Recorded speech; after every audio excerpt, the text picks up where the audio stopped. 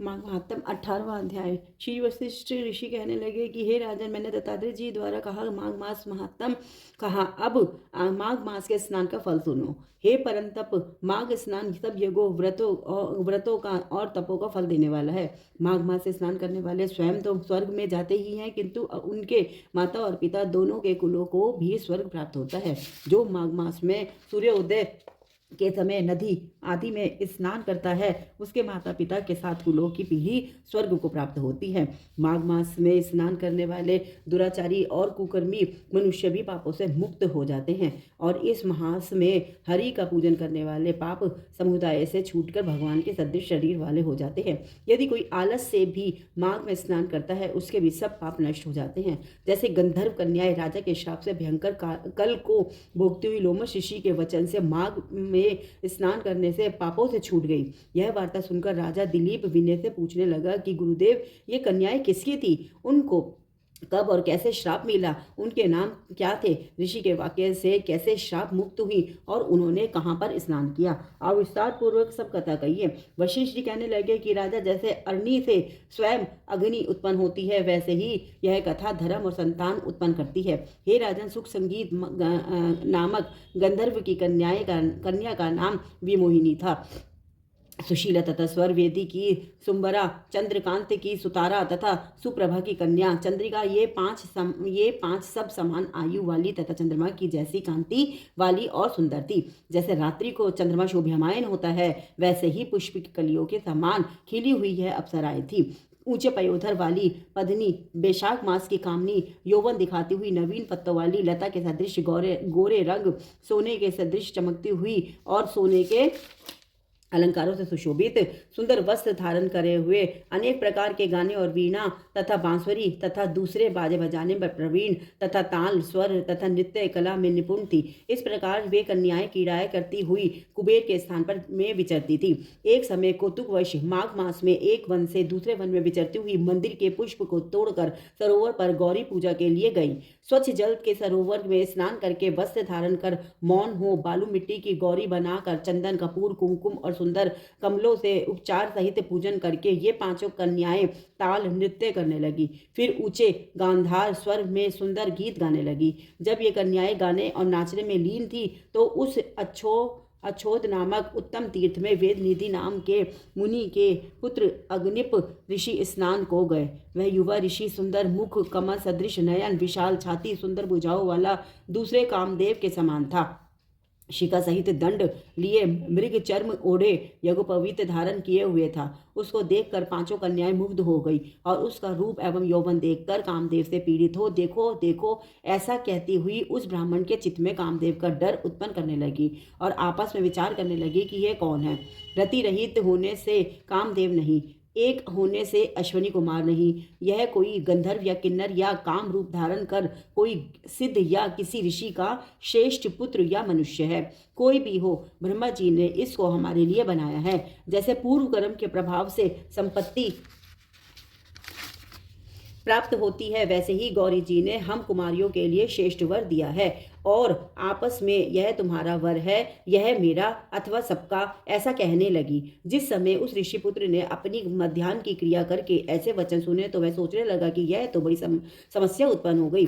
ब्रह्मा विष्णु महेश आदि देवता तथा बड़े योगीश्वर भी स्त्रियों के भ्रम जाल में मोहित हो गए हैं। इनके तीक्ष्ण बाणों से किसका मन रूपी अहिरन घायल नहीं हो सकता।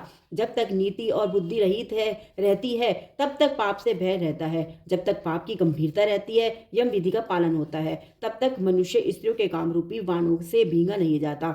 ये मुझे उन्मत्त और मुग्ध कर रही हैं। किन गुणों से धर्म की रक्षा हो सकती है? स्त्रियों के मांस, रक्त, मल, मूत्र से बने घृणित और अशुद्ध शरीर में कामी लोग की ही सुंदरता की कल्पना करके रमण कर सकते हैं। शुद्ध बुद्धि वाले महात्माओं ने स्त्रियों के पास रहना कष्टकारक कहा है। सो जब तक यह पास आवे, घर चलना चाहिए।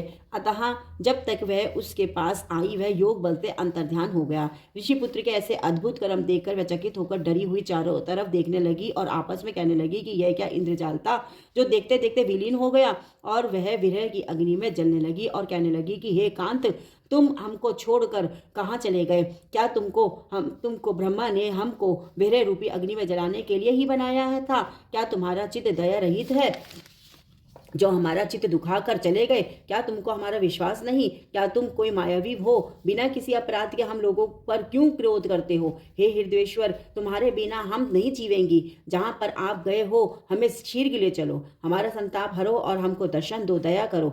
सज्जन लोग किसी का नाश नहीं देखते।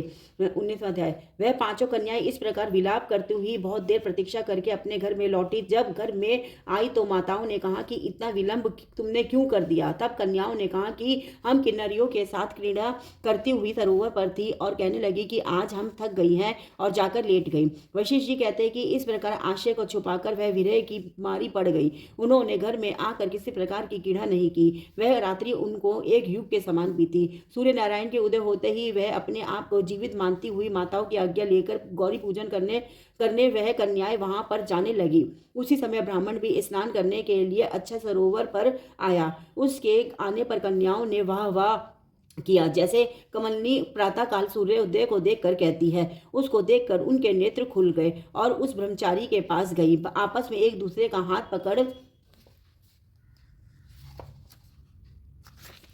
पकड़कर चारों तरफ से उसको घेर लिया और कहने लगी कि मूर्ख, उस दिन तो तू भाग गया था, आज नहीं भाग सकता। हम लोगों ने तुमको घेर लिया है। ऐसे वचन सुनकर बाहुपाश में बंधे हुए ब्राह्मण ने मुस्कुराकर कहा, तुमने जो कुछ कहा सो ठीक ही है, परंतु मैं तो अपनी विद्याभ्यासी और ब्रह्मचारी हूँ। गुरुकुल में मेरा विद्याभ्यास पूरा नहीं हुआ। पंडित को चाहिए कि जिस आश्रम में रहे उसके धर्म का पालन करे। इस आश्रम में मैं विवाह करना धर्म नहीं समझता। अपने व्रत का पालन करके अपने और गुरु की आज्ञा पाकर ही विवाह कर सकता हूँ, पहले नहीं कर सकता। यह बात सुनकर वह कन्याएं इस प्रकार बोली जैसे बैसाख मास में कोयल बोलती है। वह कहने लगी कि धर्म से अर्थ, अर्थ से काम और काम से धर्म के फल का प्रकाश होता है। ऐसे ही पंडित लोग और शास्त्र कहते हैं। हम काम सहित धर्म की अधिकता से आपके पास आई हैं, सो आप पृथ्वी के सब भोगों को भोगिए। उस ब्राह्मण ने कहा कि तुम्हारा वचन सत्य है, किंतु मैं अपने व्रत को समाप्त करके ही विवाह कर सकता हूँ, पहले नहीं कर सकता। तब वे कन्याएं कहने लगी कि तुम मूर्ख हो। अनोखी औषधि, ब्रह्म बुद्धि, रसायन, सिद्धि, अच्छे कुल की सुंदर नारियों